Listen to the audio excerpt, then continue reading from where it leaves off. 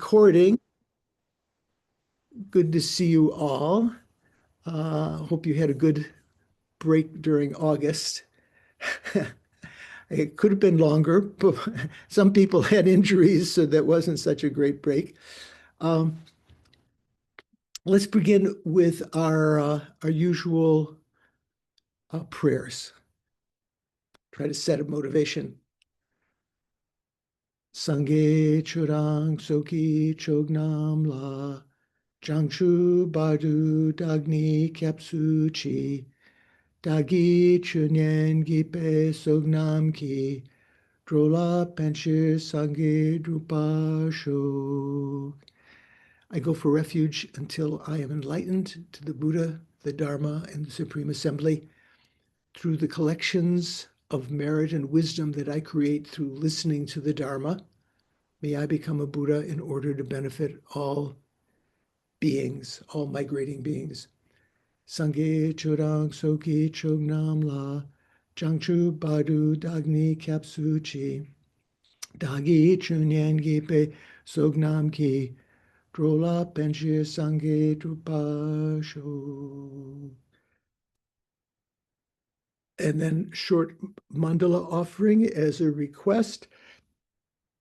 By offering this ground anointed with perfume and strewn with flowers, adorned with Mount Meru, the four continents around it, the sun and the moon and the sky, visualized as a Buddha realm. May all migrators, as a result of that, enjoy a pure realm. O holy and perfect, pure Lamas, my primordial gurus who've been watching over me from beginningless time, from the clouds of compassion that form in the skies of your Dharmakaya wisdom, please release a rain of vast and profound Dharma precisely in accordance with the needs of those to be trained, the needs of those to be subdued. I offer to you, Guru, this precious mandala. Idam Guru Ratna Mandala Kam Niryatayami. Okay. And now we'll try to solidify that with some concentrating meditation. First watching the breath and then watching the mind as we have been doing all along. So begin by relaxing your body, reminding yourself that you don't have to think of anything else. Relax your mind that way. Place your attention on the respiration, and then finally you apply your mindfulness to it to keep that as your sole object of observation.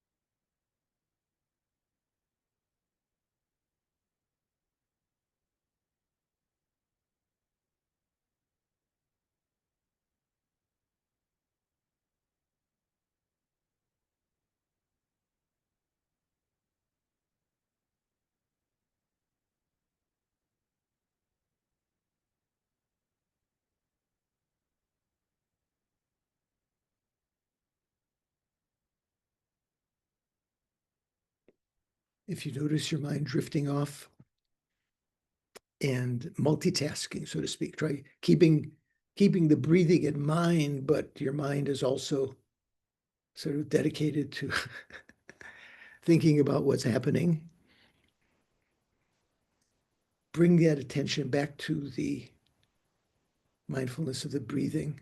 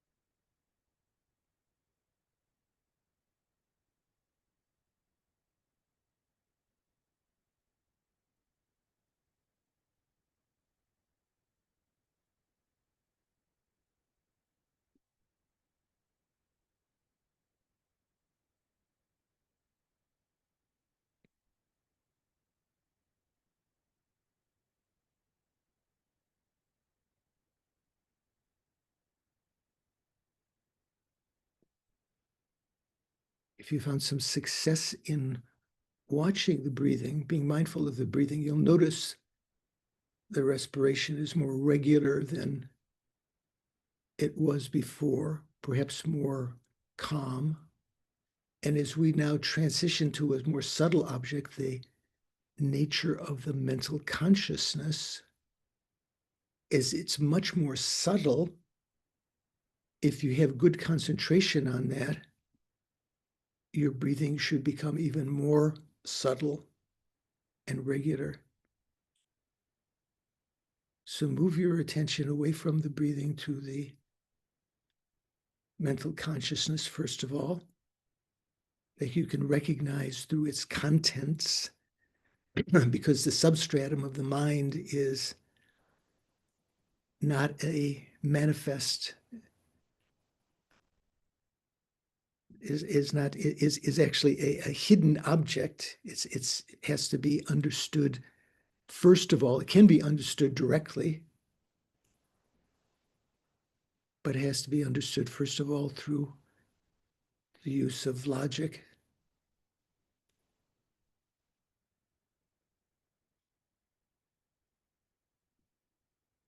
There is a factor of the mind present in all of us that allows the emergence of mental activity, mental objects, material into the mind, into the spaciousness of the mind. It offers no resistance to that emergence of conceptual thoughts and offers no resistance to their reabsorption back into the consciousness.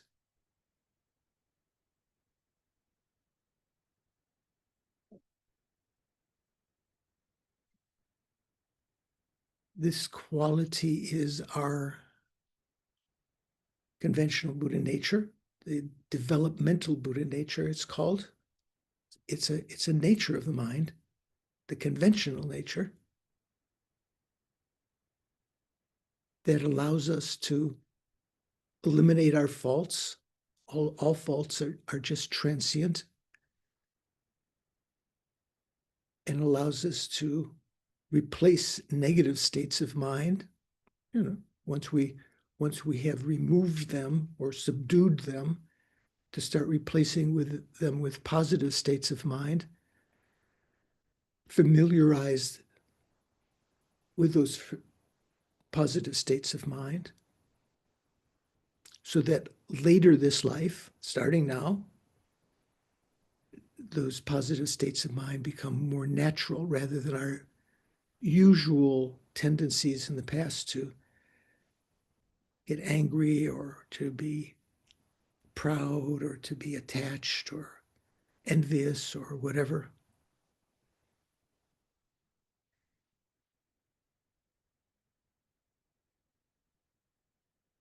To recognize that we have this should bring some joy to the mind when you dwell on it.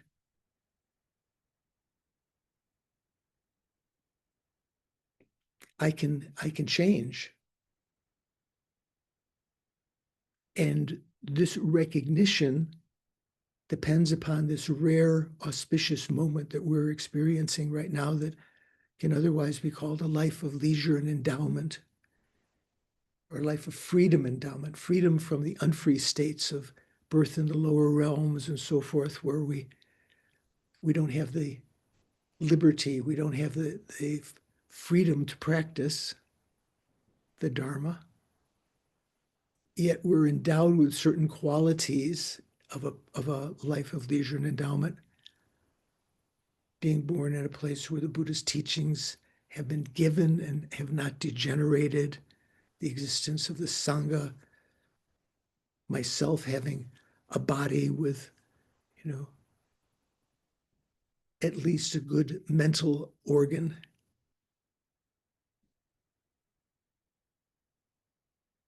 This auspicious moment is very rare, the Buddha said, like the rarity of a blind turtle coming up from the bottom of the ocean once every 100 years and sticking its head above the water for 1 second every 100 years.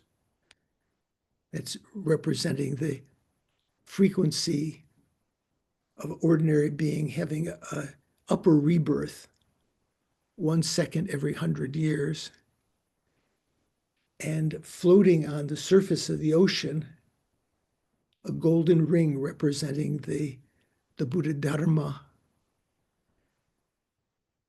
Even the turtle puts its head above the ocean for that second. There's no assurance that the head will go through that golden ring, that yoke floating on the surface of the ocean that represents the existence of the teachings. We can be born in the upper realms as a god, as a human, in times when there's no Dharma, when the Dharma is far away from us. But somehow, right now, all of the causes and conditions have come together that we have this life of leisure and endowment with the teachings existing and supporting friends and Sangha. I think I'm going to make use of this, what I have left of this lifetime,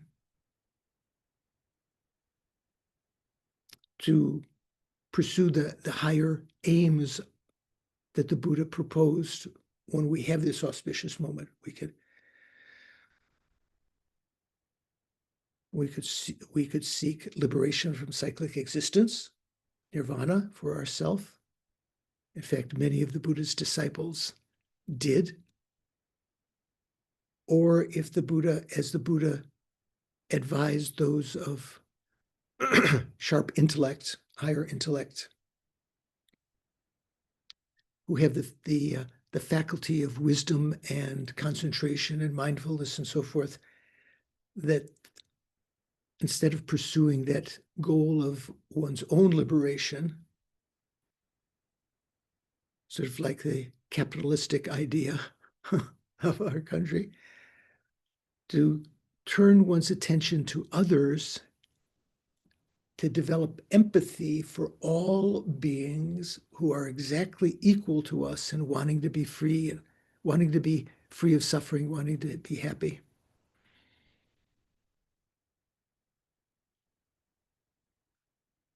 And identifying with them as close and kind to us. They've all been our mother numberless times, have helped us in immense ways. And it's through dependence upon them, through my cultivation of compassion and the practices of the six perfections, it's in dependence upon sentient beings that I can make these higher realizations of the Mahayana path. I can achieve enlightenment, the omniscient state in which I can effortlessly, spontaneously, without error, lead living beings out of suffering into those same sublime states of enlightenment or liberation.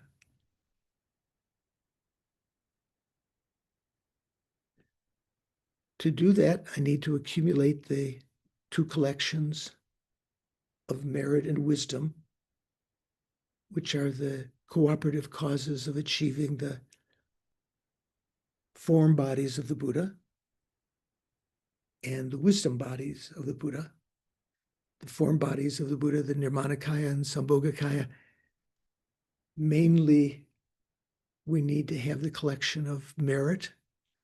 And for the wisdom body of the Buddha, the omniscient mind and its emptiness, the Svavavikakaya, we need to achieve those, we have to accumulate the collection of wisdom, which is well explained by Nagarjuna in his Fundamental Wisdom, commenting on the Buddha's Perfection of Wisdom Sutras, and further explained, delineated by Buddhapalita, especially in Chandrakirti.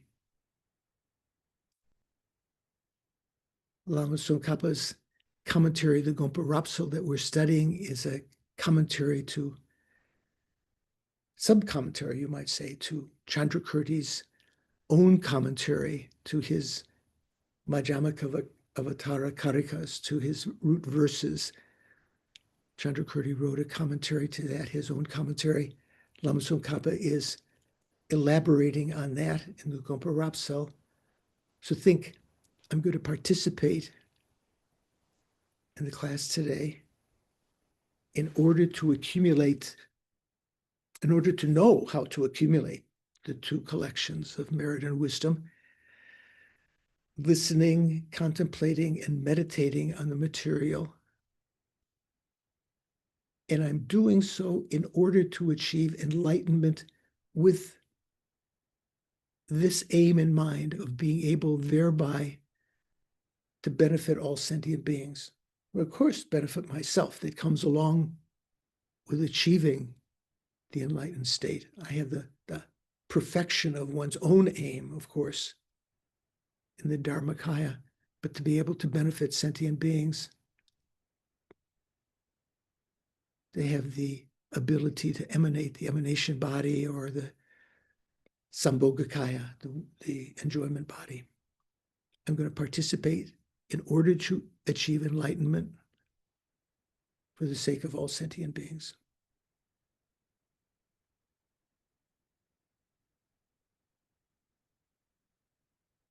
Okay. So, yeah. Good to see you. Yeah, I noticed that, I guess everyone who wears glasses takes them off. Yeah. I don't wear glasses all the time, so I don't notice it. Nadine is here too. Hi, Nadine. Good to see you. Yeah. Any questions? How are we doing? Yeah, Mikhail, you have a question. Yeah, about the meditation we are doing, are we supposed at one point when we have a good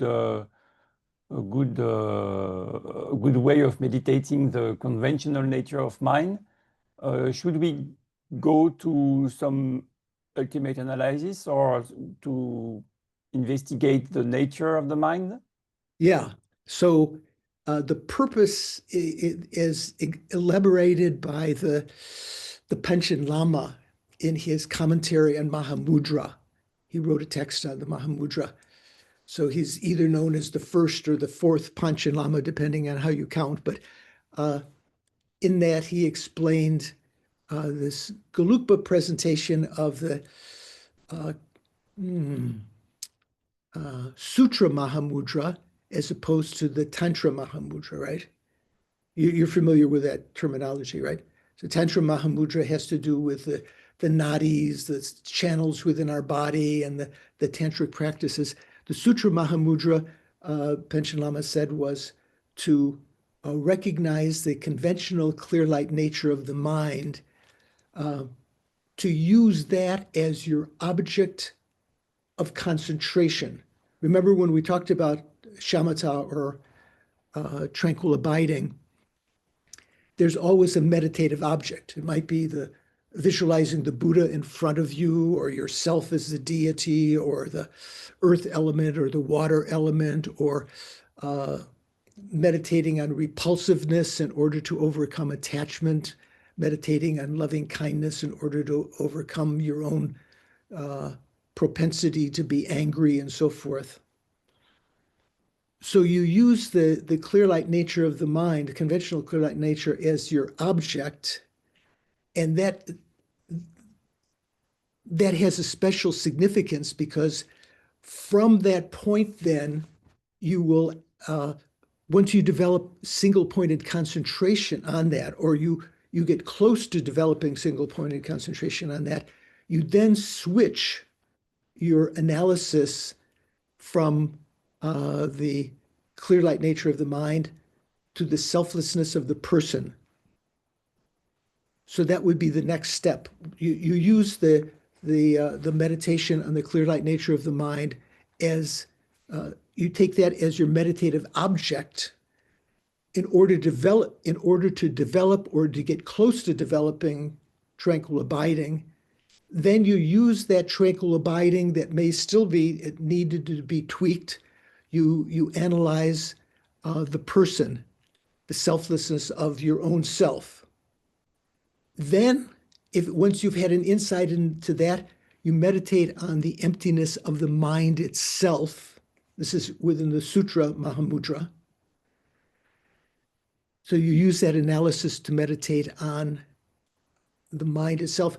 And at that point, you see the particular benefit of having meditated on the conventional clear light nature of the mind, because during all of that meditation, you have the sense of a vacuity.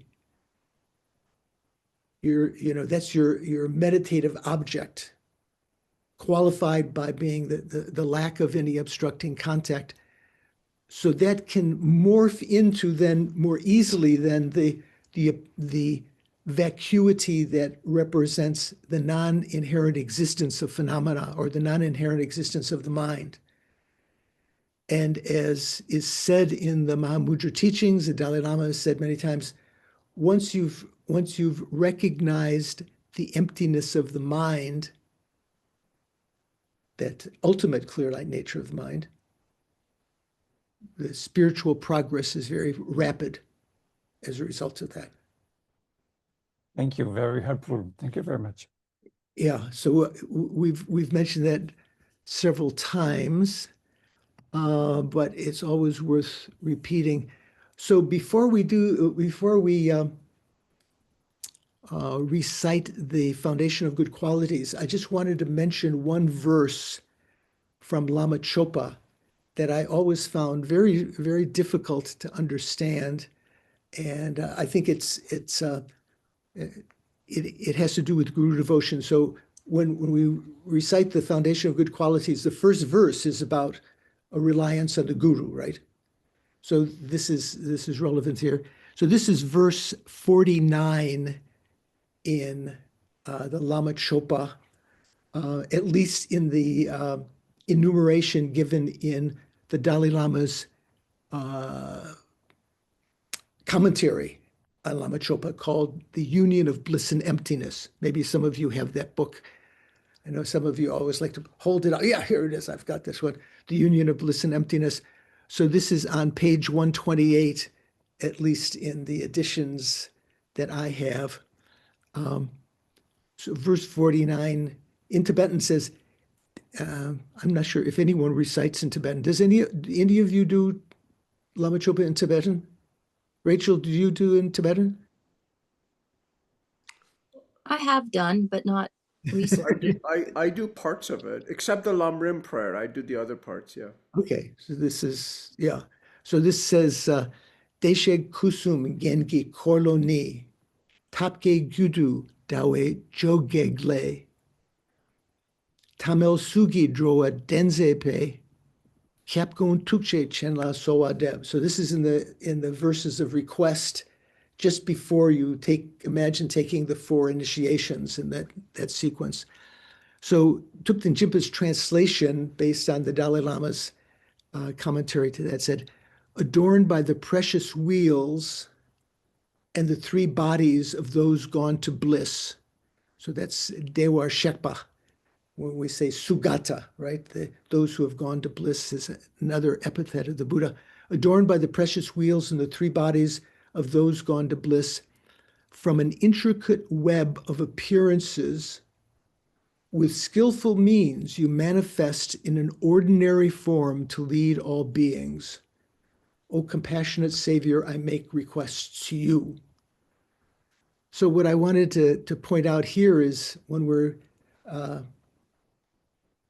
meditating on reliance on the Guru, one of the things is to recognize that the Guru, say, actual emanations of the enlightened mind, which we try to practice with our Guru, thinking of them as emanations of the enlightened mind, actual emanations of the enlightened mind appear necessarily in a faulty way to us, spilling their tea or making mistakes or, having some kind of problems in order to relate with us. So this verse is talking about that. You manifest in an ordinary form to lead all beings with skillful means. And in the commentary to this verse, the Dalai Lama's commentary in that that text, Union of Bliss and Emptiness, he mentions the commentaries by Kachin Yeshi Geltsen, and also there's another commentary that I often rely on by Ngutru Dharmabhadra. They both reference both of these commentaries in trying to explain that verse. Let me get it up there again. Oops, that's my electric bill. Where are we here? Oh, they're there. Okay. They both reference the Vajra Padas, the text by Virupa. So, Sunvash, who is Virupa?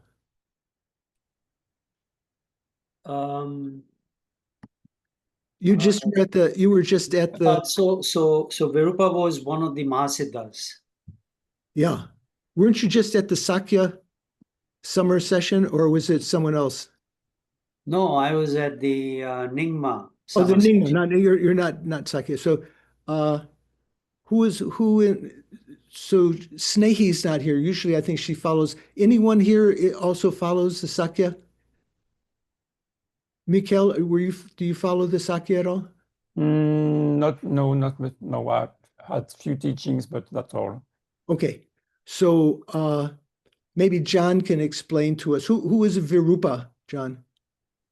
Virupa, as Vansh said, is one of the Mahasiddhas and considered maybe the founder of the Lamdre lineage and his disciple was Drogmi Lozawa, I think. And he's famous for having stopped the sun so he didn't have to pay his bar bill. Yeah, it's convenient to have that power in New York City, right? Yeah. So yeah, Virupa is credited with so when did Virupa live? Does anyone know? Well, he would have lived, I don't know, maybe around 1000 or something, or I don't know. Something like that, around the 900s. So he was after Chandrakirti. So Chandrakirti doesn't refer to him. He is Virupa was recognized as a Mahasiddha, and he was just before Atisha.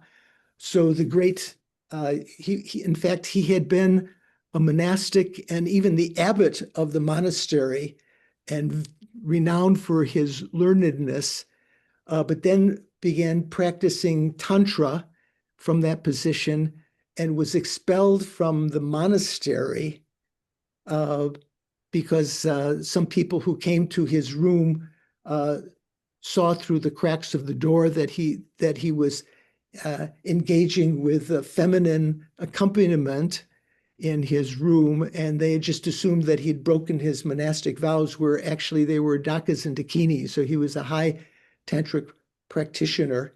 So he was expelled from that and took on the life, kind of like Naropa, leaving the monastic life to follow. It's not so much mentioned who his tantric gurus were, but the name Virupa. What does Virupa mean, Paul? What does Virupa mean grammatically in Sanskrit? I think, well, at least the way it's translated into Tibetan, it's usually like Bawo Gyalpo, I think is another way, like Virupaksha. John, how would you do Virupaksha? Because it's like Virupa.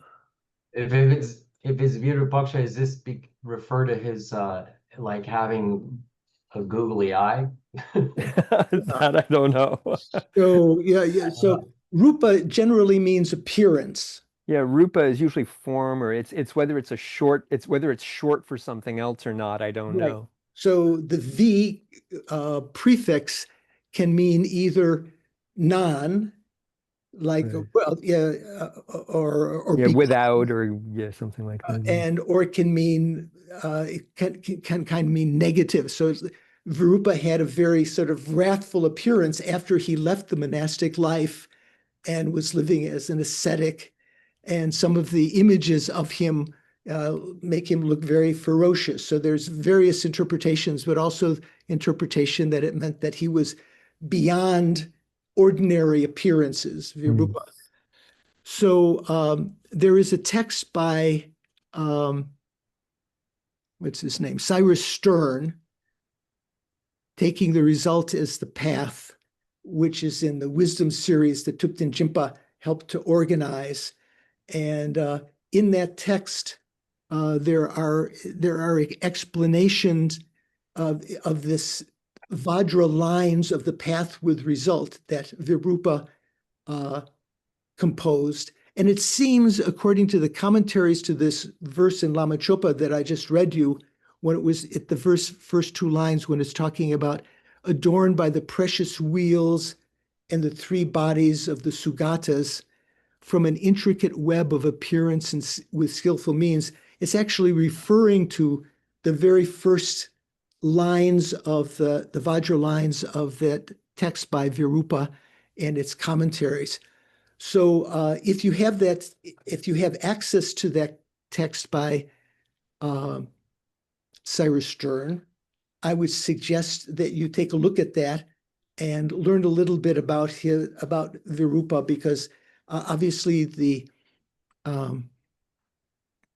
Panchen Lama, the fourth Panchen Lama, who composed Lama Chopa, who also composed the Mahamudra commentary, was making reference to those Vajra verses that Virupa wrote. So as John said, when he was practicing Tantra, and he was already a highly realized Mahasiddha, he went on a drinking binge in a tavern, and the tavern proprietor, I think it was supposed to be a lady, said that he couldn't have anything more until he paid his bill.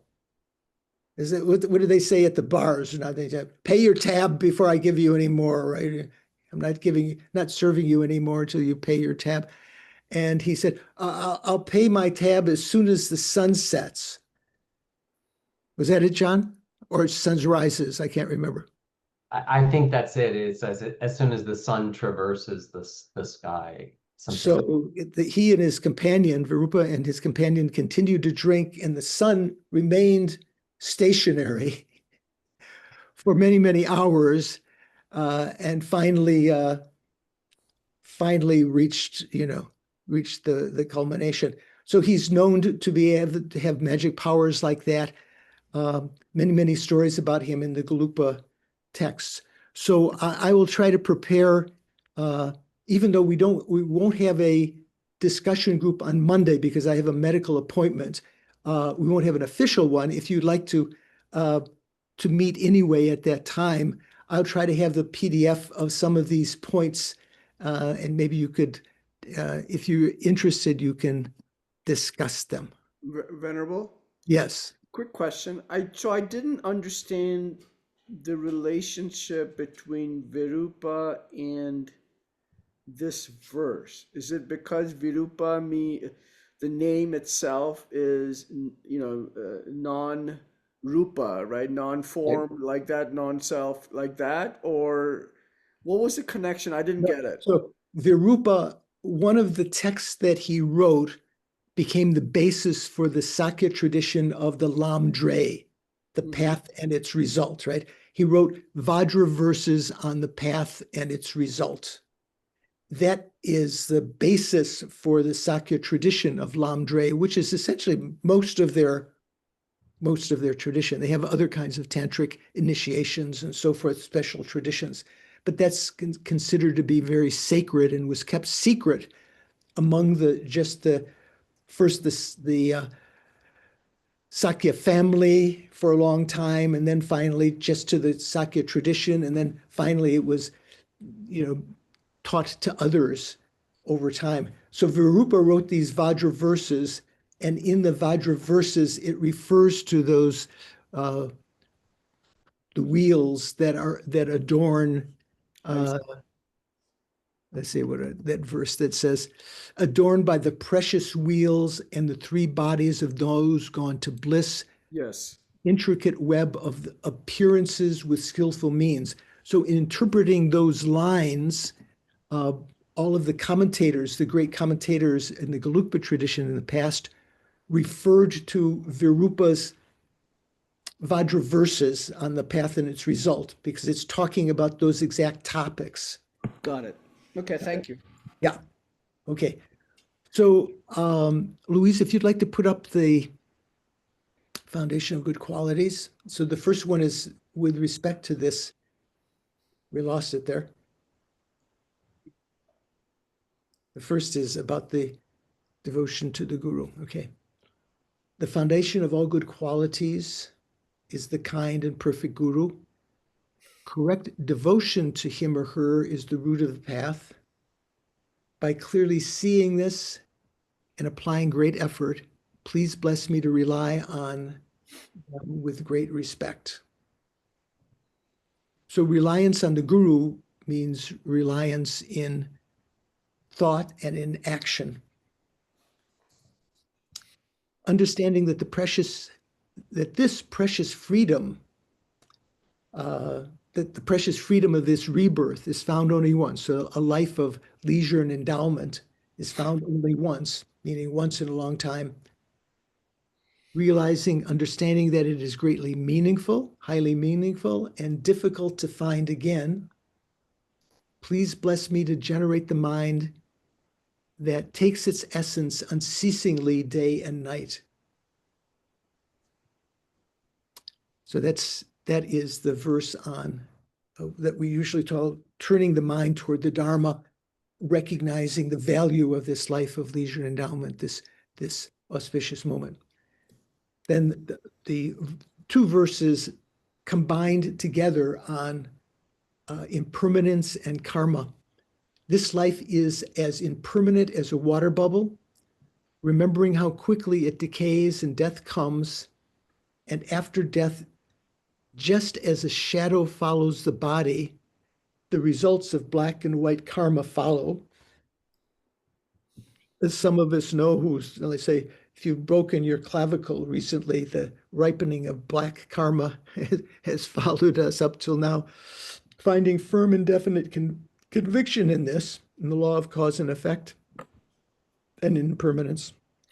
Please bless me to be always careful to abandon even the slightest negative action and to accomplish all virtuous deeds. Seeking samsaric pleasure is the door to all suffering. Samsaric pleasures are uncertain and cannot be relied upon. Recognizing these shortcomings, please bless me to generate the strong wish for the bliss of liberation. That's a verse talking about the person of intermediate scope, right? Who is not just watching karma and trying to understand death and impermanence so that we can subdue our negative actions so that we can have a happy rebirth in the future, but now the thought to leave cyclic existence completely. So that's the person of intermediate scope. And now the person of great scope beginning here, led by this, still the person of intermediate scope, led by this pure thought, mindfulness, alertness, and great caution arise. The root of the teachings is keeping the pratimoksha vows of individual liberation. Please bless me to accomplish this essential practice. So now begins the person of higher scope. Just as I myself have fallen, am immersed in the sea of samsara, so are all mother migrating beings. Please bless me to see this, train in supreme bodhicitta, and bear the responsibility of freeing migratory beings. So just move down a little when it says, up a little to that verse.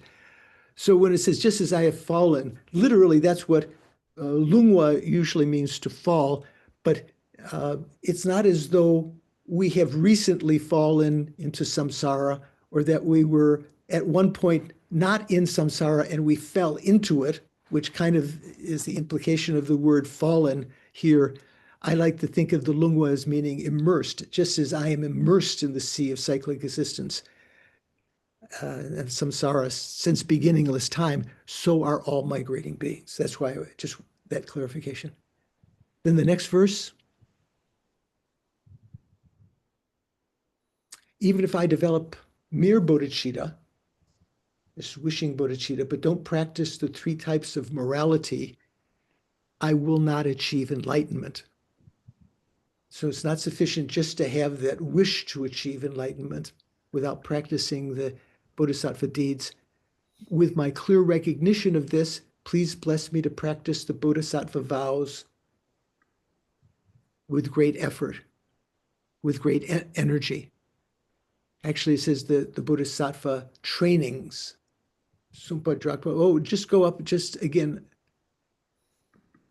Luis, just go. Yeah. Lekpa Tongne Gelse Dombala. Yeah. So please bless me to practice with great energy the bodhisattva vows, right? Once I have pacified distractions to wrong objects and correctly analyzed the meaning of reality, this would be like the culmination of the Sutra Mahamudra, right? Please bless me to generate quickly within my mind stream the unified path of calm abiding and special insight.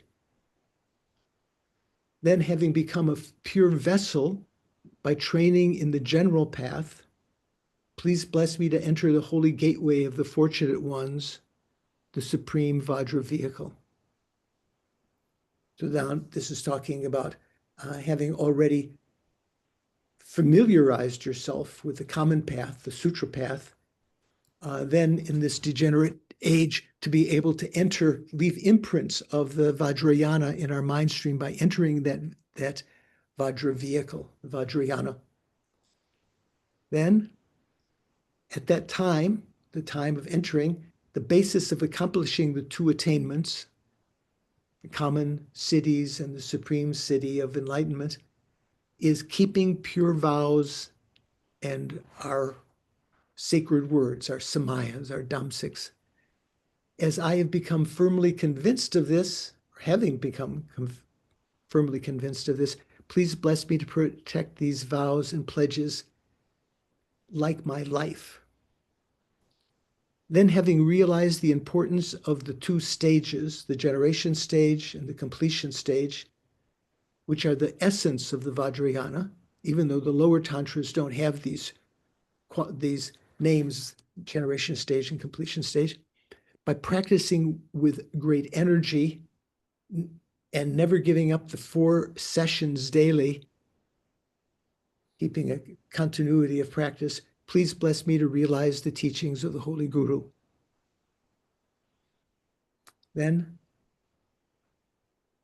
in that way, may the gurus who show the noble path and my spiritual friends who practice it have long lives. Please bless me to pacify completely all outer and inner hindrances. Finally, may I, in all my lives, never be separated from perfect gurus. Very powerful prayer that we ourselves can make, and also dedicate our virtues to never to be separated from perfect gurus in future lives. May I enjoy the magnificence of the Dharma, and by completing the qualities and stages of the path, the stages and paths rather, so that means stages here is sa and paths is lam. So salam, the grounds and paths, as we've been talking about the 10 bhumis and the 5 paths. By completing the qualities of the grounds and paths, may I quickly attain the state of Vajradhara. Okay. Thank you. So, yeah, from Suvash, what is Suvash telling us here? There are lots of comments here I didn't see. Okay. Andre, okay, so you might want to check the comments there. Various people have left, and there's a tanka of Rupa who looks very Virupa. So V can some kind means, sometimes the etymology it said means that he was called Virupa because he was ugly. And sometimes it means because he had gone beyond appearances, which is sort of putting not talking about his own visual appearance, but his own realization. Okay, how are we doing? Any comments, question before we dive into Gomparapso? So Yeah. Cyrus Stern says Virupa was in the 7th to 8th century, so maybe contemporary of Chandrakirti. Did he say 7th to 8th? I thought he said Yeah. in the 900s. No, he says 7th to 8th in the introduction somewhere. Yeah, okay. I stand corrected then if that's the case.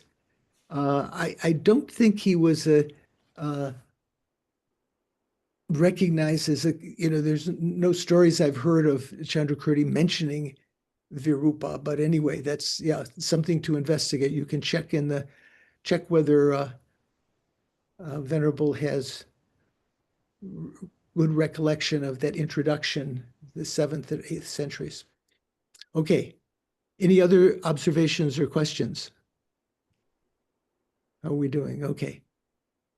So we're about to begin now a section in Thupten Jinpa's translation on page 310, and in the FPMT translation on 173. Is that right? 173. Yeah, I guess so. And this section in Jinpa's translation says how the dream analogy does not establish non-existence of external reality. So what are we doing? We're still on the section refuting production from others, right? And along this great exposition, Chandrakirti has also begun to refute the Chittamatra system in particular at this point. He, at this and other points, also refutes the Svatantrika Majjhamaka, but right now the endeavor seems to be overcoming misconceptions of this competing Mahayana system, the Chittamatra.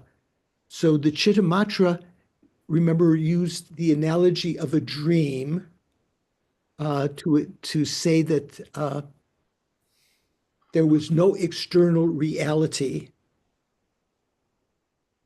that you can have, let's say, for instance, in a dream, you can have perceptions of things, wild elephants or beautiful people or something like that, that don't actually exist as external objects because they wouldn't fit into your room, the wild herd of crazed elephants and so forth and so on. So that was their analogy that they're using to try to prove that there are no external objects. This is how you can kind of understand that they say. And incidentally, along with that, they say that although the external objects don't exist, they just appear to exist. They're sort of, the appearance of them arises from that seed on the alaya vijnana, right? Yet the consciousness that's perceiving them does exist inherently. That's their position. So this verse 650 says, you may say, so this is, I think, talking to the Chittamatrans from the Prasangika point of view. You may say, quote, since there is no visual cognition in sleep, no eye consciousness in sleep, right? Do we have eye consciousness in sleep state? No, the winds absorb to the heart chakra, all of the winds absorb away from the faculties, and you just have mental consciousness then. So Prasangika is saying, you may say, since there is no visual cognition in sleep, no external object is seen.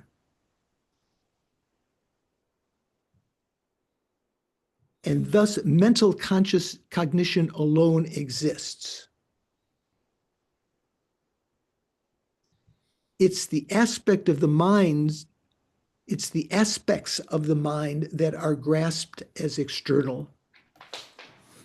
So as in dreams, it is the same in waking life. So this is sort of like sort of in succinct condensation of the Chittamatra, one particular view of the Chittamatra. Okay, making sense so far? Richard, how do you feel? Making sense? Yeah. So Thupten Jinpa's commentary to that, its translation of the commentary, Lama Tsong Khapa's commentary says, you may say, if the body of an elephant and so on were to exist during dreams, then visual cognitions perceiving them would also be present while dreaming. This, however, is not correct. So is that, when it says this, however, is not correct, is that saying that position is not correct, or what? If the body of it says, you notice there's a quotation, first of all, right? Quote, if the body of an elephant and so on were to exist during dreams, then visual cognitions perceiving them would also be present while dreaming. There hasn't been an end quote yet. This, however, is not correct. So that means, what does that mean? What is not correct? That the visual cognitions perceiving them would be present during dreaming? Yeah, it's not true that there's visual cognition in dreaming. That Chittamatra is, they agree with that. Since there is no visual cognition present in dreams for the person who remains afflicted by sleep, no external object such as the body of an elephant perceptible to visual cognition is seen during dreams. So he's saying because there's no visual object, even though you're dreaming of an elephant, because there's no eye consciousness in the dream, there's no visual object of an elephant as an external object. Right? Seems actually you have to go through these arguments. I think you have to become familiar with them, again and again. Is that redundant? In order to kind of get the subtlety of what's being said here. And thus, in that state, that dreaming state, mental cognition alone exists. Prasangika would agree with that.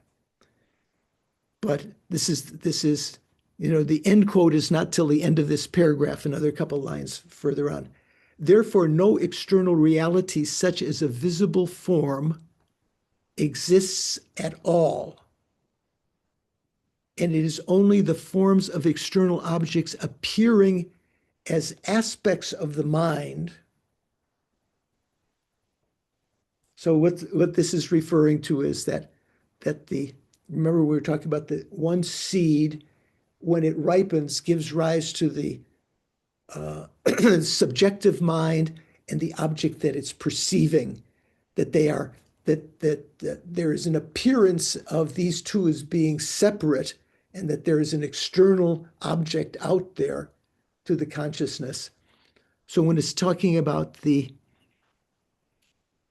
aspects of the mind, that's talking about this, the consciousness and the object. It was talking about the subjective aspect of the object.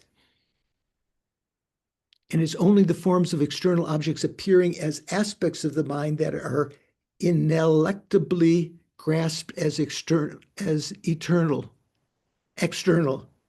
What does that word mean? Ineluctably. Ineluctably is inescapable. Or irresistible, yeah. Yeah. I think it's a word from James Joyce, if I remember correctly. So the Tibetan is Loktumeba. So Jimpa says ineluctably. At the FPMT translation says without opposition. So yeah, using some highfalutin words here. He went to Oxford. I'm sure he read James Joyce. I'm sure that's where that's coming from. So it's only the forms of external objects appearing as absence of the mind that are necessarily grasped as external. It's irresistible that is happening. So as in dreams, this is the Chittamatra position, it is the same with waking life, wherein mere cognitions emerge with no external objects at all. So that Chittamatra position is using this analogy of the dream to talk about how things appear to us in the waking state, that they appear to be external, the same way that the elephant appears to be external in the dream, but they are not external, the same way that the elephant is not external in the dream. That's their analogy. Makes sense? Okay, people thinking, yeah. So that ends the quotation, that ends the sort of the commentary on the verse. So that's setting out the Chittamatra position. So now the Prasangika argues or says, to argue thus, we're talking to the Chittamatra now, or we're talking about them, to argue thus is to assert that even if one grants that the dream analogy offered previously does not work, the dream example still establishes the existence of consciousness devoid of external reality.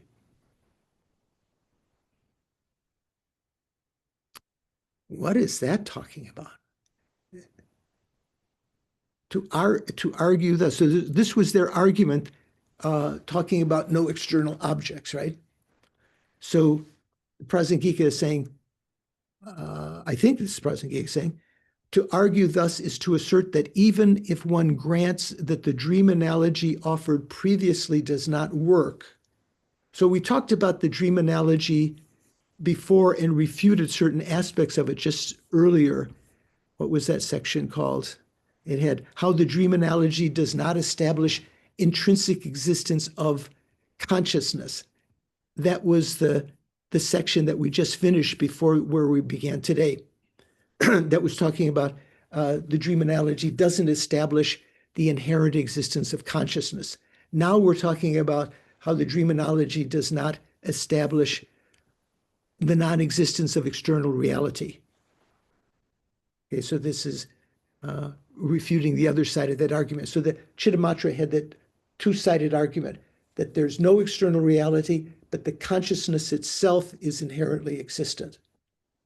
First, we refuted the inherent existence of the consciousness from this analogy, and now we're talking about the refutation of the external reality. So when it says the dream analogy offered previously, that was when we were refuting the intrinsic existence of the consciousness. So to argue thus is to assert that even if one grants that the dream analogy offered previously does not work, the dream example still establishes the existence of consciousness devoid of external reality.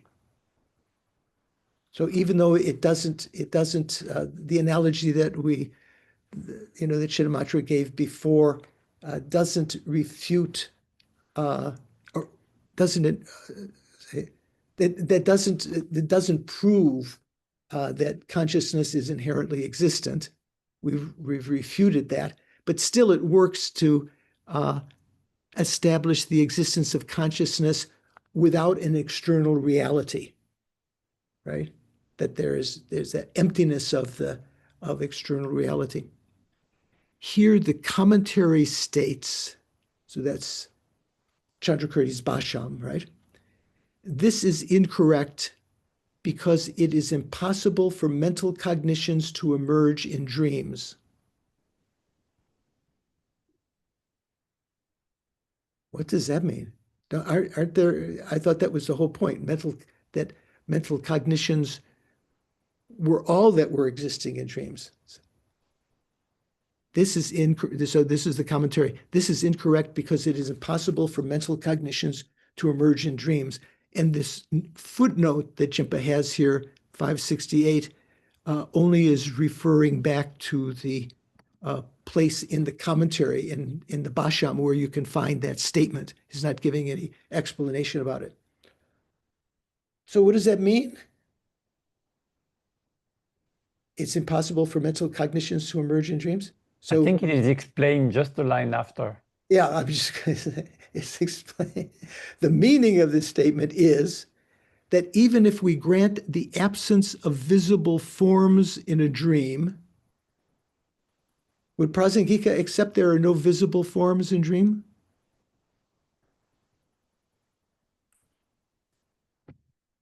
Paul, you look conflicted. I'm conflicted because I've just been reading nothing but Chittamatra for the last month or so. So I'm completely confused about what Prasangika would or would not say. So the meaning of the statement is that even if we grant the absence of visible forms in a dream, so from Prasangika point of view, there are some mental objects that exist. That we'll talk about later. There is an object of the mental consciousness in a dream. There can't be a consciousness without an object, right? You can't have a consciousness without an object. So here it says, here the commentary states, this is incorrect because it is impossible for mental cognitions to emerge in dreams. The meaning of this statement is that even if we grant the absence of visible forms in a dream, a mental cognition existing by virtue of its intrinsic characteristic, yet devoid of such content, would be impossible even in a dream. Chandrakirti is saying that the Chittamatra analogy of a dream marries two things. Remember, we're talking about these two things, the inherent existence of the mind and the lack of external reality. It marries marries two things: the non-existence of external reality and the intrinsic existence of a mental cognitions, and therefore cannot be a viable analogy.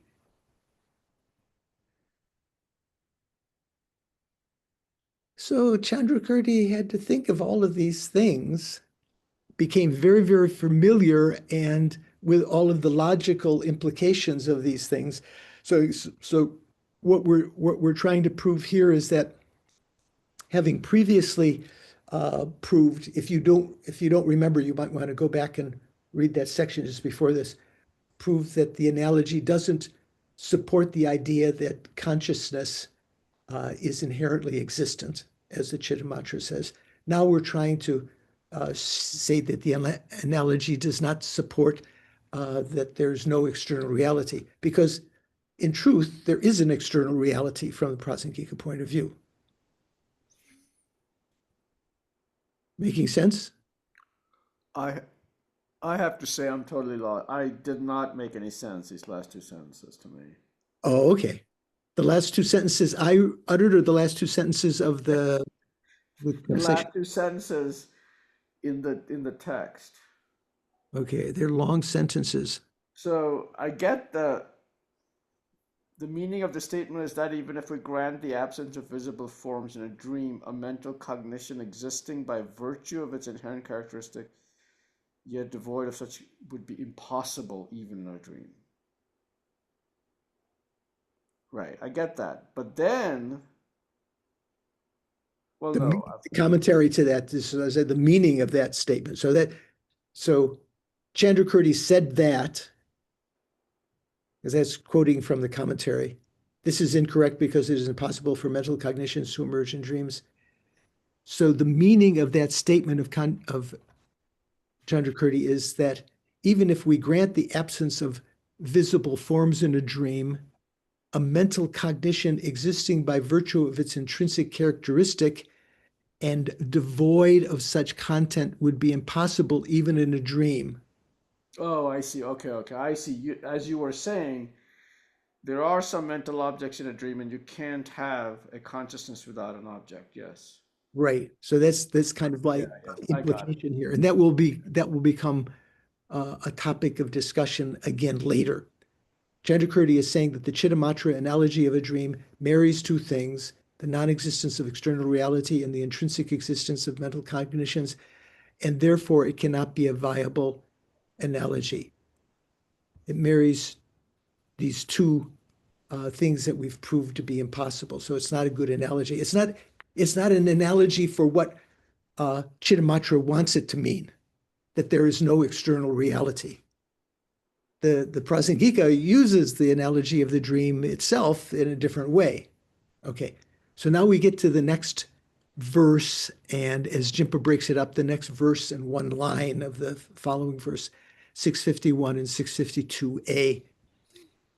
Just as for you, no external realities are born in a dream, no mental cognitions are born either. So who is saying what to whom? When it says just for you, who is saying that? Chandrakirti to the Chittamatra. It looks like, yeah, just as for you, Chittamatra, no external realities are born in a dream. Something that you don't accept is that no mental cognitions are born either. So all three factors of perception, because when we're talking about perceiving like say an elephant, the form of an elephant, the rupa of an elephant in the dream. So we're talking about the eyes, the eye consciousness, the eyes, their object in the mind engendered by them are fictitious, they're false.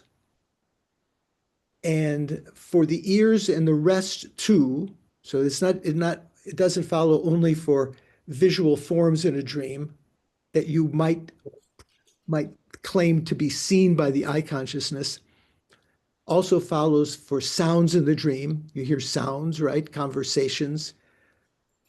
Anyone ever have experience of smelling odors in a dream? No? I can't think particularly, maybe. But there are, it's possible. Also, tastes. I think I told you, Lama Yeshe used to say that when they were studying for the Geshe classes, in the Larampa classes, they would stay up all night debating and so forth. And he was very poor and didn't have much food. And his body was kind of emaciated, and sometimes the mind becomes muddled then. But he dreamed of eating sampa mixed with butter, tasted that and swallowed that. And when he woke up, he felt energized. So anyway, for the ears and the rest too, these three factors lack birth. So what is this talking about? We have to go to Lama Tsongkhapa's commentary as Jimpo translates here. Just as for you, no external objects or facts are born in a dream. Let's see, how does Venerable Joan translate that? Thus, just as according to you, external objects are not produced in a dream, likewise, also mental consciousness is not inherently produced. Just as for you, no external objects or facts. I'm not sure where Jimpa gets the external objects or facts. Just as for you, no external objects or facts. Venerable Joan said, thus, just as according to you, external objects are not produced in a dream, likewise, also mental consciousness is not inherently produced. I Where- think where he's does- taking Chiro Gyul as external object and Dun as fact, where it says Ditar Jitar Kurgi de Darna, Chiro Gyul de Dun Milam du Magyeba. Okay. I think that's where he's Yeah, so I neglected to put the Tibetan in my notes here, so I can't follow that directly. But so that's probably what he has taken there. Just as for you, no external objects. So we're saying the same way that you say that there are no external objects that are given risen to in a dream. There are no external objects there. It's just the aspect of the mind, right? According to you, Chittamatra. In the same way, we would argue that mental cognitions are also not inherently produced either. Right? We're adding the intrinsically or inherently born either. Thus, just as during the waking state, when one perceives a form, three things converge. So in the waking state, when you see a form, there have to be three things: the eyes, the visible form, and the mental faculty. What does that mean? What is that referring to? Mikhail. The three kinds of object, the empowering condition, the objective condition, and immediately proceeding one? No? No. I wasn't quite sure when you began the sentence whether that was what you were getting at. So the eyes refers to what? Which of the conditions? Yeah, it should be the empowering one. No? So that's No, that's the mental faculty. that's the eye faculty, right? So Yeah. that's the empowering condition, right? The visual form has to be one of the objects, Mhm. one of the conditions, and it has to be present. Otherwise, you can't have a cognition of it. And the mental faculty. It's not the immediate condition, only because that would have to be the eye consciousness, right? Eye faculty. Say again. Sorry. Go on. No, I was just saying, that's not the immediately preceding condition, because that wouldn't be the mental faculty, right? For a visible form. Well, the first instant of it would be the first instant of cognition of a visible form. There wasn't a previous instant of the visual consciousness, so that has to, the immediately preceding condition would be a mental Okay. consciousness, a mental faculty. Venerable, Yes. in the Tibetan, mental faculty is just yi. So in the FPMT, it's translated mentality. Mentality, right? Yeah. Okay, so that just refers to, yeah, that's so when he's saying faculty, mental faculty, that's a little bit different, using different terminology that we're used to using, trying to translate it that way. In the same manner, in the same way, when one registers an object in a dream, if one is cognizant of an object in a dream, it is through the convergence of three things that a cognition would perceive that object. There have to be these three factors, right? Also, just as the eyes, as well as their object, the visible form, are not present in a dream state, the mind engendered by these two factors, namely visual consciousness, also does not exist. Whoa, very dense, right? So also, just as the eyes, so that's talking about the eye faculties, as well as their object, the visible form, are not present in a dream state,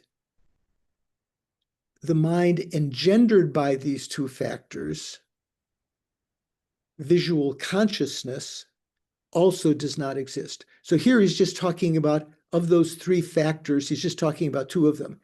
There's no eye faculty in the dream, and there is no visible form in the dream, assuming from the Chittamatra point of view that visible forms would be only perceivable by eye consciousness, right?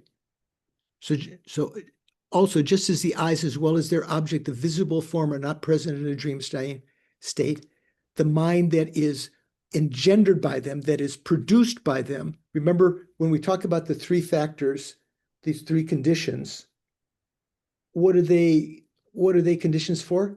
The generation of consciousness. So here it's just talking about two of those conditions.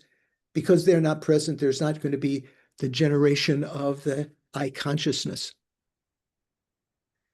So all three factors of perception, the eyes, as Jimpa puts here, the organ, the faculty, the visible form, the object, and the mental faculty or the mentality, which is the previously existing condition, the antecedent condition, are all false or fictitious. So what does that mean? They're not true in the way that they appear. Just as for the eyes, these three factors lack intrinsically real birth for the ears and the rest too. Okay, so this might be a good time. Well, we'll just unpack that for a second, then we'll take a break. All three factors of perception, the eye faculty doesn't exist in the dream, right? Because in the waking state, there is an eye faculty. But in the dreaming state, when you are asleep, generally we don't say you have dreams while awake. Maybe they're called daydreams, but that's different.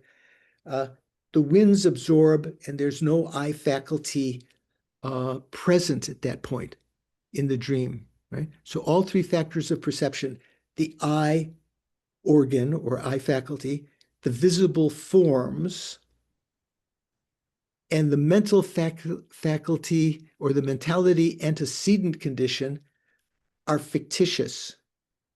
They don't exist the way that they appear to that person in the dream. And in the same way that we just explained it for the eyes, it also, these three factors lack intrinsically real birth or production for the ears and the sounds and the preceding conditions of the ear consciousness, for the nose, the three conditions, the tongue consciousness, the body condition also. Okay? John, pass that to me. Yeah. Okay, so let's take a little break. Think. Okay, back to see you. Hope you had a cup of tea. Okay, how are we doing? Mikhail asked a question during the break, but I wonder, anyone else, before we continue, how are we doing? Don, what do you think? You following?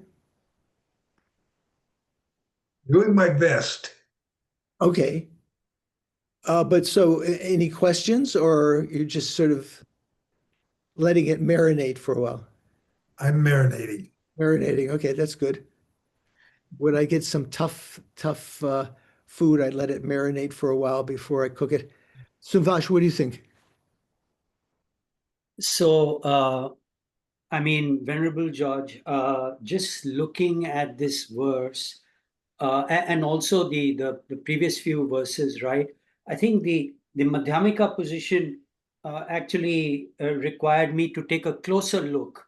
The Madhyamika asserts, right, that um, the three factors of perception that come together, right, in a dream, they are all of equal status, and that actually stopped me a little bit, because normally when I dream, right, I think the dream, the dream, the three, I am real, and the dream is, and the dream object, there is a dream, but the dream object is the object, right, is unreal. So the three aspects of In the perception. dream you have that perception that they're unreal? That's talking Well, about a yogi's practice. no, I have that perception when I come out of the dream. Okay. Okay. So to me, the three factors, when I'm out of the dream, the three aspects of the dream are not of equal ontological status. Okay. Okay. I understand Now, what you're saying. so that's that. So when they first said, when the Chitta Mantra first came out with the dream, with the dream, I even without having read the passages, I said, oh, this is a good counter, right? This is a good example. But in going through and looking at closely at what the Madhyamika position is, the Madhyamika position is actually, when you go in and look very closely at the three factors of perception within a dream, they are all ontologically the same. So you should be careful. When you're saying Majamaka, you're meaning Prasangika. Yes, Prasangika, correct. Because there is also Svatantrika, and they're getting more complicated with all of the variations there. So we're mainly talking now between Prasangika and Chittamatra. We're not talking about Majamaka and Chittamatra. We're talking about Prasangika Majamaka and that. So that's true. So you're saying that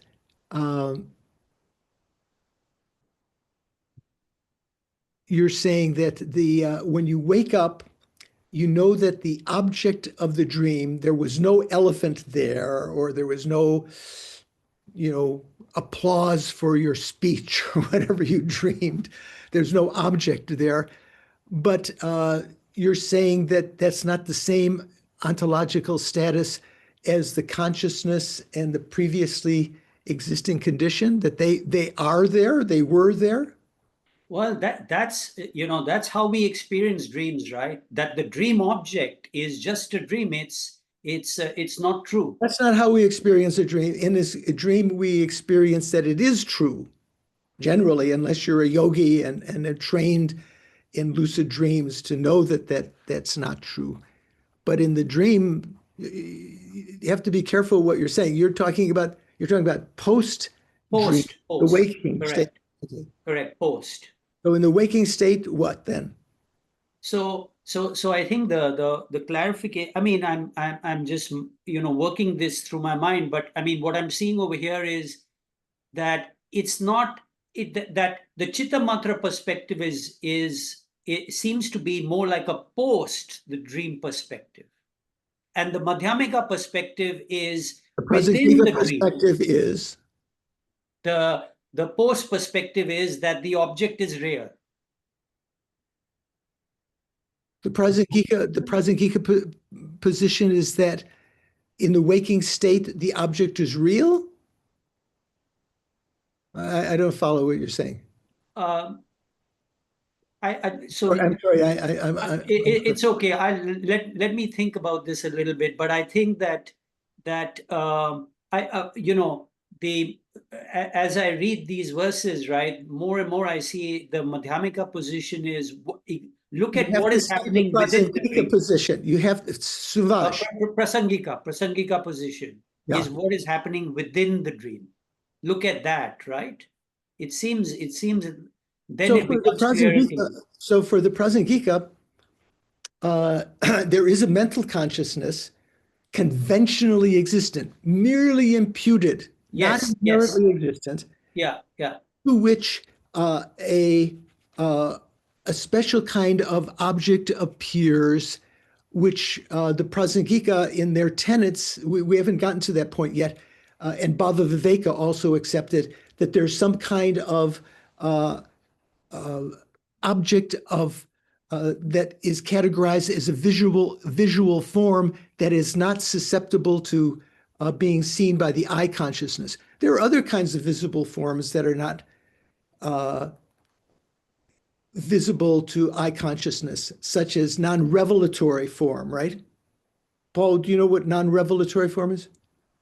Yeah, that's one of those things in Abhidharma. It's one of the Abhidharma lists. I'm trying to remember the exact definition, though. So from the lowest Vaibhashika, they accept revelatory form.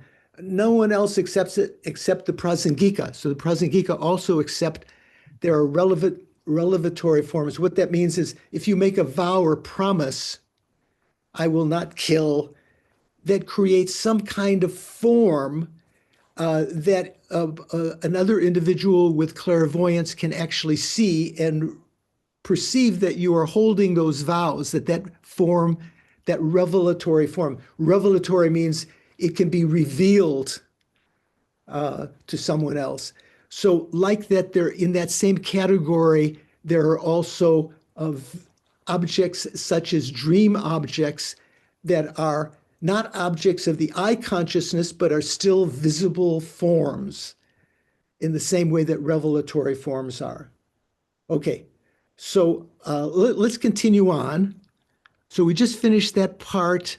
The last sentence said, just as for the eyes, these three factors lack intrinsically real birth for the ears and the rest too. Okay. So Lama Tsong Khapa's commentary, as translated by Jimpa, says, the commentary says, quote, the words and the rest, that means la sopa, include form, sound, and auditory consciousness up to mental element and dharma element, as well as to mental consciousness, as well as to mental consciousness. It's supposed to be simplifying or explaining it, but it almost sounds more complicated. So what does that mean? The previous sentence said, just as for the eyes, these factors lack intrinsically real birth for the ears and the rest too. So we gave the example of there's no visual consciousness in the dream. There's no visual object as an external object in the dream from the Chittamatra point of view. And there's no consciousness that gave rise to them in the dream either. So the same thing holds for the other sense consciousnesses. There's no ear consciousness in the dream. right? That's absorbed. There's no nose consciousness, no tongue, no body consciousness in the dream. And then it says up to mental element and dharma element. How does Venerable Joan translate that here? Do I have that? Here, yeah. So she says,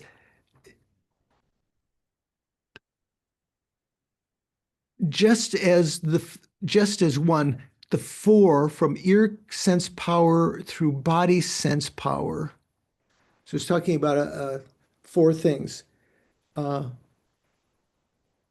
ear, nose, tongue, and body consciousness, right? Or sense powers or faculties. From the ear faculty through the body sense faculty. That's one thing. The four things from the sound sphere through the tangible sphere.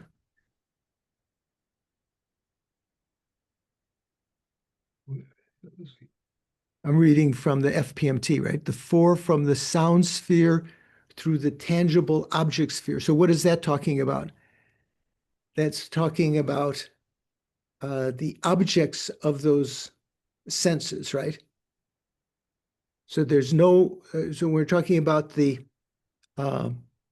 ear sense, ear faculty. It has an ear sound sphere, or its object, in other words, sound, through the tangible object sphere. So that would be the object of physical faculty, right? The body faculty. And then the four, the ear consciousness and so forth. So that's the resultant, that what results from those influence of those two things. The ear consciousness, the nose consciousness, the tongue consciousness, the body consciousness, and so forth, which are mentioned in Chandrakirti's auto commentary, saying, quote, here the term and so forth includes from sounds and ear consciousness through mentality and phenomena constituent and the mental consciousness. Does that make sense to anyone? What's the difference between mentality and mental consciousness? So, yeah, do I have that? Yeah, so we have here, generally, yi, the Tibetan word yi, is what in Sanskrit? Does John, what is yi in Sanskrit? Manas, usually. Manas. Yeah, I think Manas. manas. So in general, when we talk about yi, what is it synonymous with?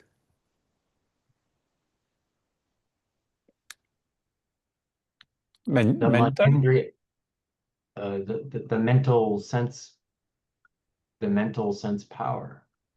Manindriya? No. No, that would be manindriya, right? But manas is without the indriyas, so it's not the sense. It just means the mental consciousness, Mental consciousness. right? So, what am I doing here? Let's go back. So, and which are mentioned in Chandrakirti's auto commentary, saying here the term and so forth includes from sounds and ear consciousness through mentality and phenomena constituent. So mentality or mental consciousness would mean the subjective mind, and the phenomena constituent, or the dharma dhatu, that's the object of mental consciousness, and the mental consciousness are explained regarding the triad of the I above.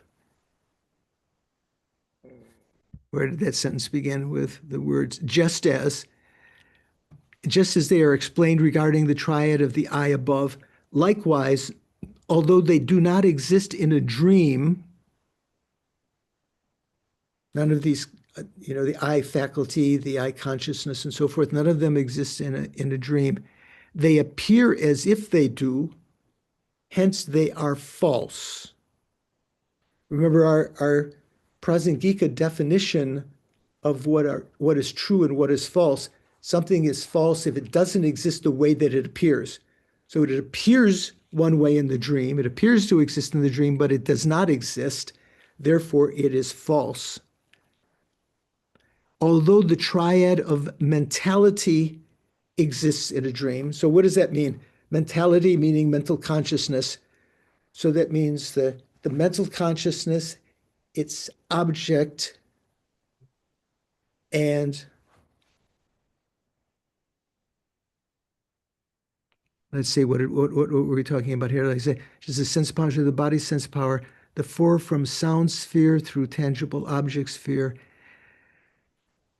Okay. And the mental consciousness, right, Venerable George? Right. Right. So the triad of mental consciousness exists in a dream. So what is that triad, Paul?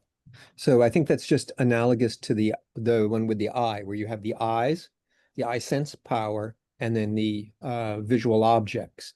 So in this case, you have the mind or the intellect or whatever they do from yi, the mental consciousness and its objects, these dharma, the sphere of dharmas, if I understand it correctly. Yeah. So what are the three? So it's yi, yigi namprashepa, and chugi ying, right? So it's But what does yi mean if it's not yiki number shepa? What does so yi? it's just What does it's mentality mean if it's not mental consciousness? so it's the mind in general, I think, isn't that? Or it's like, because I was thinking of it as analogous to eyes, eye consciousness, and visual objects. So I think of mind, mental consciousness, and mental objects. Look at the eyes again. So you have eye faculty, Eye faculty, object, and the eye consciousness. right. So yeah, maybe yi just the mental power, mental Maybe faculty. it refers here to the mental faculty then, Yeah. right? Yeah, the mental faculty. So the in mental order to have that analogy with Right. the eye sense powers. Yeah. Okay. So likewise, although they do not exist in a dream, they appear as if they do, hence they are false. Although the triad of mentality exists in a dream, so that's referring to this the mental sense power, which is a previous moment of mental consciousness, the consciousness itself, which is perceiving it, and its object, its mental object. It does not exist, although the triad of mentality exists in a dream, it does not exist, or they do not exist inherently. But likewise, due to appearing as that, it too, or they too, are a falsity. What do you think? Some of you are just sitting for imprints. Some of you are thinking about this. Richard, what do you think? Is it making any sense? Are you lost?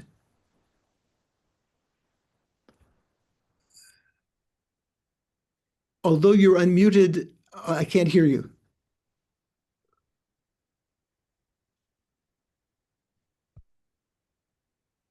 Your mudras seem to indicate something there. You're going to try to fix it. Okay.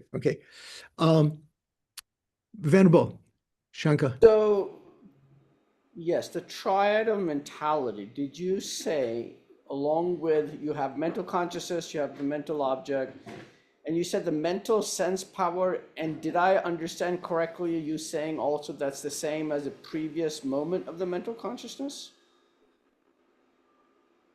Or did I misinterpret? Right. So what is the eye faculty, its object? Mm-hmm. So we're talking about different things here. So when we're talking about conditions, we're talking about the faculty, the consciousness, and the previously previously existing moment that can give rise to that consciousness, the previously existing condition, right? But those three conditions give rise, those three give rise to a consciousness of the object. Mm-hmm. Those are conditions for that. So we're talking about, when we're talking about triads, it's hard to keep track of which triad you're talking about here.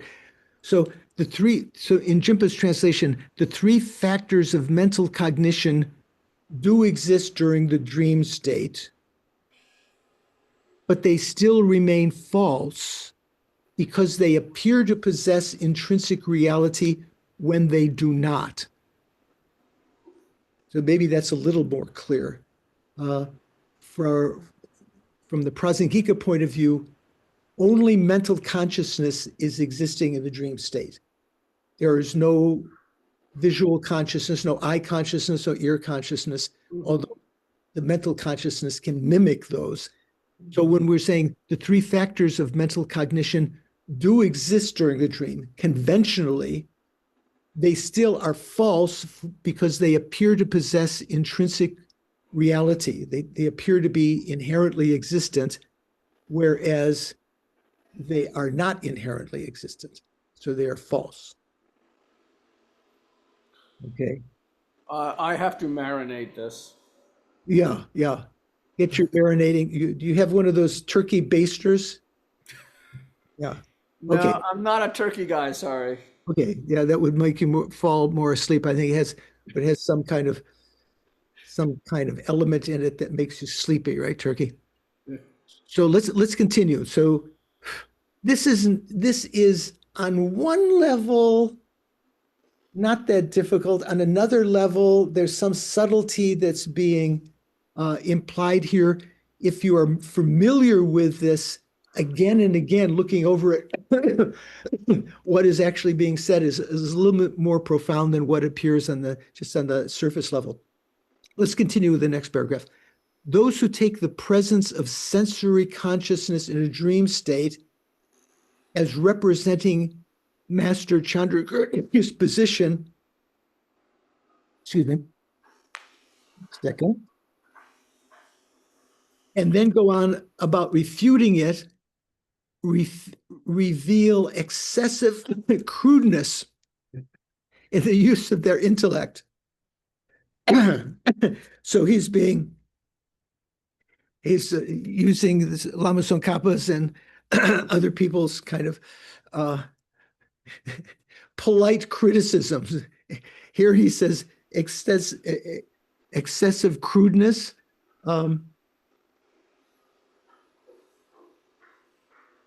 Venerable Jones' translation says, therefore, taking the existence of sense consciousnesses in a dream to be the system of this master.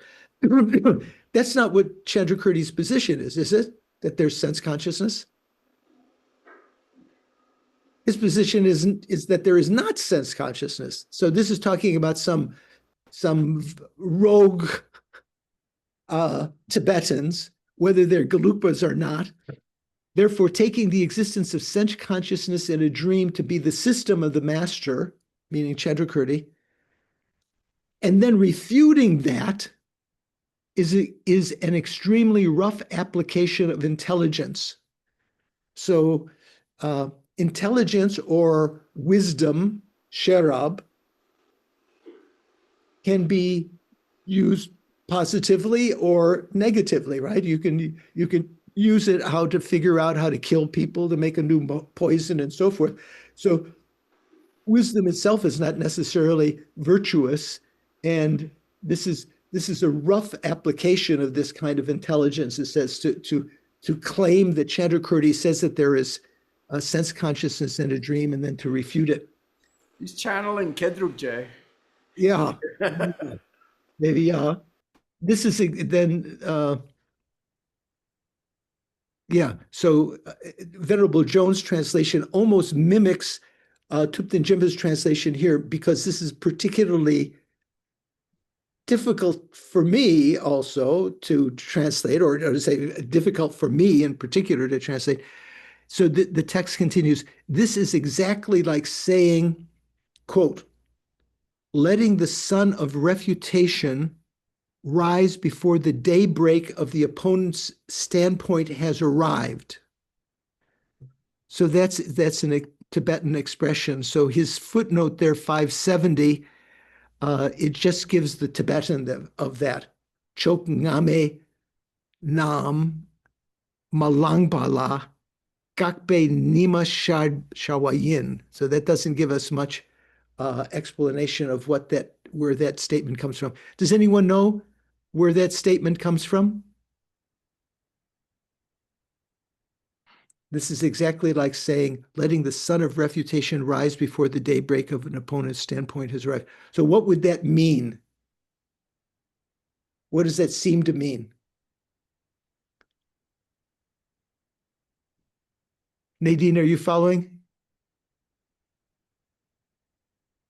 It's very good, George, but I don't know what it means.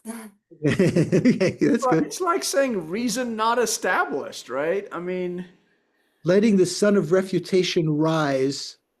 So that means you're making some kind of refutation, and you're sort of applying that refutation before the opponent's standpoint has arrived. Well, George, like it's like jumping the gun. Like jumping the gun, yeah, but in what particular way? You're trying to refute something, but before the opponent's position is clear, you seem to be refuting it. So it's almost like making a straw dog argument, where it's they're putting something forward as the argument that isn't actually the argument, and then refuting it. Right. I think that's kind of the point here. This is exactly like saying, letting the sun of refutation rise before the daybreak of the opponent's standpoint has arrived. So, in Jimpa's translation, which is mirrored by Venerable's translation, which I don't think is exactly right, it says, so cast this kind of activity far away. You know, that people who say that Chandrakirti's position is that there is sense consciousness in a dream, and then they go about refuting it. So cast this kind of activity far away. Then Jimpa translates, some Tibetans, while harboring pretensions of being great scholars, right? Again, sort of insults here, right? Some people are claiming that they have pretension or the pride of being great scholars. They fail to comprehend even the rough outline of the positions of the great bodhisattvas who are most learned in philosophical matters such as these. I think that sentence is incorrect, but anyway, that's Venerable Joan just copied it verbatim from Jimpa. Thus, they relate to these masters as objects of continual accumulation of demerits and lead many others to demerits. So please be mindful. Okay, so what is being said here? Both of them translate that as, thus they relate to these masters. No, so where is it? Therefore, cast this kind of activity far away. Some Tibetans, while harboring pretensions of being great scholars, fail to comprehend even the rough outline of the positions. And it says of the great bodhisattvas, but in the Tibetan, there's no analogy to that. And I've checked the Tibetan script edition that Jimpa also published for this. So there's no genitive particle there. It looks like what this is saying is that these people who harbor pretensions of being great scholars, and as though they are most learned in philosophical matters such as these, they fail to comprehend even the rough, as Jimpa says here, outline of these positions. these people who fail comprehend, they fancy themselves as being great bodhisattvas who are most learned in the philosophical matters such as these. I think that's what the sentence is saying. Otherwise, it doesn't work grammatically, but it's not an important point. Okay, so let's see. So it says you have to be careful because if you to relate to these masters as objects of continual accumulation of demerits and lead many others to such demerits, if you have these kinds of mistaken ideas. Let's see, what does it say there?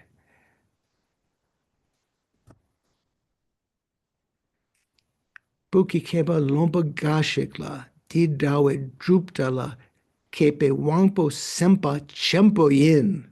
I think that's their position. We are great scholars. We are great bodhisattvas. Go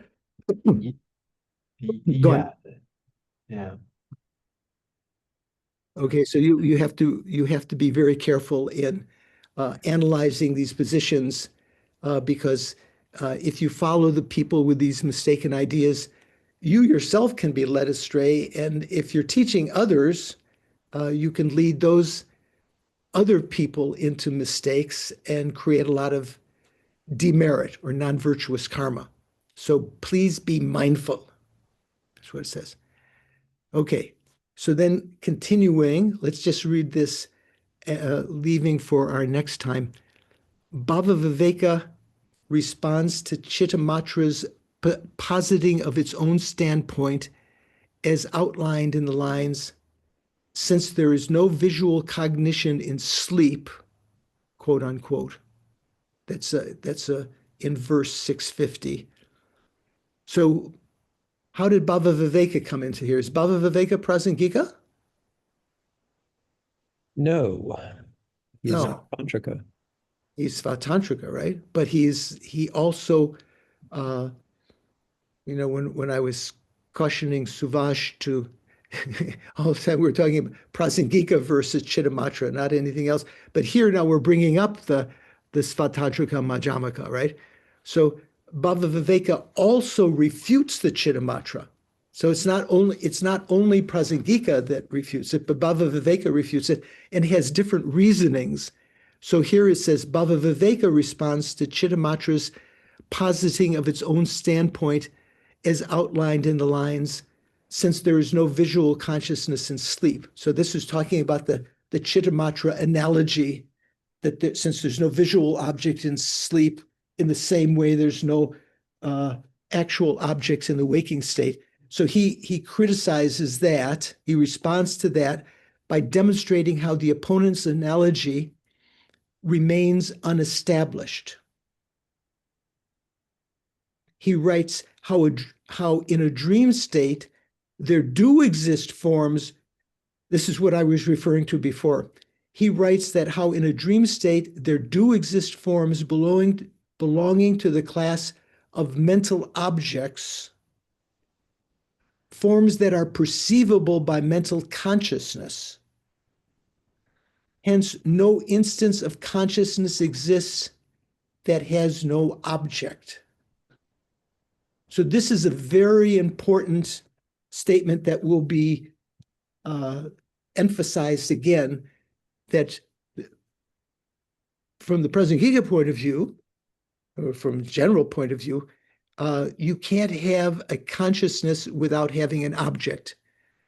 If there's no object present, you can't just have an amorphous consciousness that is not perceiving anything, that is not either conceiving of something or holding something in some way. There has to be, for every subject, there has to be an object. If there's no object, there's no subject. If there's no subject, then you can't posit the object either. So he said, Lama Tsongkhapa says, Bhava Viveka writes how in a dream state there do exist forms belonging to the class of mental objects. So when I talked about the non-revelatory form and forms in dreams, these don't fall under the objects of eye consciousness. They are objects of mental consciousness, yet they are forms that are perceivable by mental consciousness. They are still categorized as forms. So non-revelatory form is considered to be a form when you take vows. So when Venerable Shanka took his vows, did Venerable Shanka leave? Is he still here? No, there he is. So when you took your vows, you said, I will keep these vows and so forth. At that point, due to the strength of your resolution, or you could say promise or determination, a form is created that is not a visible form, but it is an object of mental consciousness that can be perceived by those with clairvoyance. They know whether you're keeping your vows or not, and so forth. In the same way here,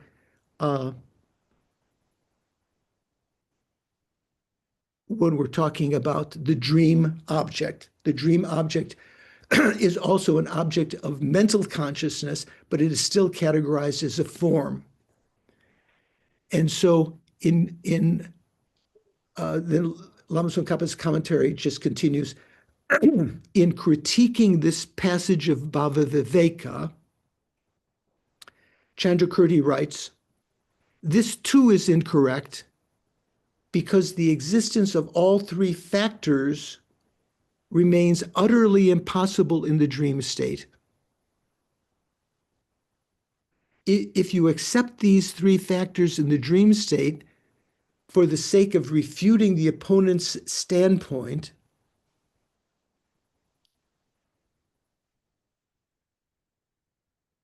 right, the dream analogy would in that case become meaningless. If the dream has content that is not fictitious, because the Prasangika position is that all of the content of the dream is false, right? It doesn't exist the way that it appears. It's talking about inherent existence here. If the dream has content that is not fictitious, if it is true, it would be inherently existent and so forth, then it cannot illustrate that the actual referent, the things, have the character of being false. And again, his note here, 572, again, only goes back to the reference to what page that's found in Chandrakirti's commentary. And so I'll just read the next paragraph. We'll go over this again next time. So again, Lama Tsongkhapa has to explain what Chandrakirti said in that statement when he's refuting or critiquing Bhava Viveka. So Bhava Viveka seemed to make sense, right? He said that there do exist forms belonging to the class of mental objects, forms that are perceivable by mental consciousness. Hence, no instance of consciousness exists that has no object. Lama Tsongkhapa is not criticizing that general assertion. He's talking about the implications of that. So the text continues. Lama Tsongkhapa is now explaining what Chandrakirti meant. He said, the meaning of the above statement is this. As follows. The intrinsic existence of objects, sense organs, sense faculties, and consciousnesses is totally impossible even in a dream state. So that's what he's criticizing Bhava Viveka about. Bhava Viveka is sort of, because the Svatantrika position is that there are inherently existing, these things are inherently existing.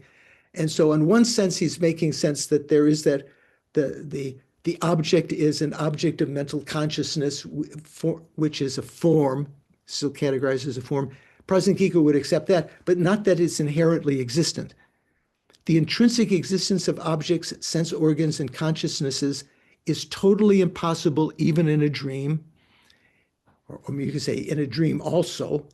It is therefore illogical to say that in a dream state there exists a mental object form that is entirely distinct from consciousness. this is how one should correctly respond to the Chittamatra position. Okay, so subtlety there. Let me put color. That's where we're going to be. We're going to go over that and the previous paragraph next time. How are we doing? Yeah.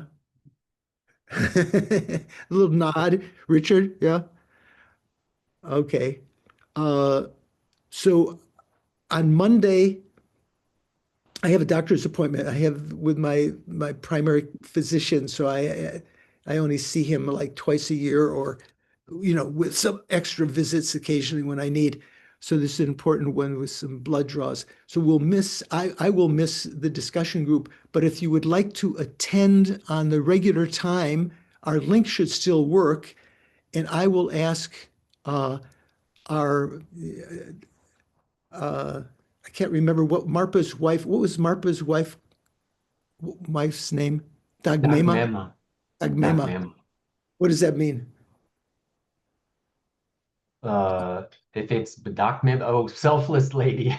Yeah, right. The selfless lady. So I will ask the selfless lady Doris to send PDFs to of this thing that I had mentioned at the beginning from Cyrus Stern's translation of the Vajra verses by Virupa, and some anecdotes about his life, and the verse from Lama Chopa that makes reference to the same terminology about these the three wheels and adorned and so forth and so on. So if you would like to attend and discuss that then. Otherwise, I will see you next Saturday. And just to remind you all, today is Jennifer Kim's birthday. So please, as we're dedicating merits, try to dedicate some merits to her longevity and her continued Dharma success. So, Louise, would you like to put up the dedication prayers? Thank you. So what did they say? You're killing me, making the text so small. I can barely see it. Can you make it a little bit larger? There we go. Okay. Due to these virtues, when we say gewa di, the yi is with an instrumental, with a sa at the end. That means due to these virtues, rather than, as the translation says, due to these merits, because virtues have both merits and collection of wisdom, are both meritorious. So due to these virtues, may I quickly become a Guru Buddha and lead all migrators without exception into that very same state.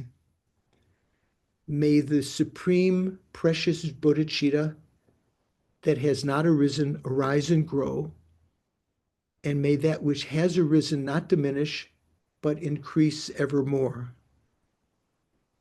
And for the prayer for the quick return of Lama Zopa Rinpoche's smiling face, peerless teacher, an assembly of children of the victorious ones, Shravakas, Pratika Buddhas, victorious Losang Drakpa, that means Lama Tsongkhapa, who is the spiritual father to his two spiritual sons, Kedrup J and Galsub J, together with your lineage lamas, including all of the objects of refuge of the infinite realms.